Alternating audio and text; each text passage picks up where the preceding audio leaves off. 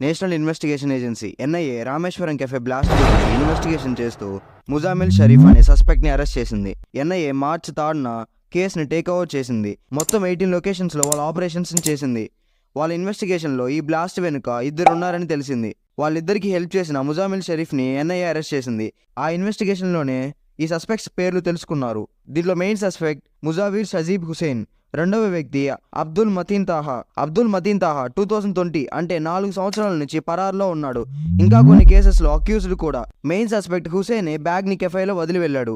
అబ్దుల్ మతాన్ తాహా ఆధార్ కార్డ్ని ఫోర్జరీ చేసి విఘ్నేష్ అనే పేరుతో హిందూలా తిరుగుతున్నాడు. Age 30 years, height 5 feet 5 inches అని ఎన్ఐఏ టీం చెప్పుకొచ్చారు. ఇప్పుడు ఎన్ఐఏ ఇన్వెస్టిగేషన్ కొనసాగాలి అంటే మనలాంటి వాళ్ళ సపోర్ట్ కావాలి. ఎవరికైనా ఏదైనా సస్పిషియస్ గా అనిపిస్తే ఈ నంబర్కి కాల్ చేసి చెప్పండి. అలా చేసిన వాళ్ళకి 10 lakhs రివార్డ్ కూడా ఇస్తారని ఎన్ఐఏ వాళ్ళు చెప్పారు. అండ్ ఈ వీడియో వీలైనంత మందికి షేర్ చేయండి. #justice for Rameswaram cafe.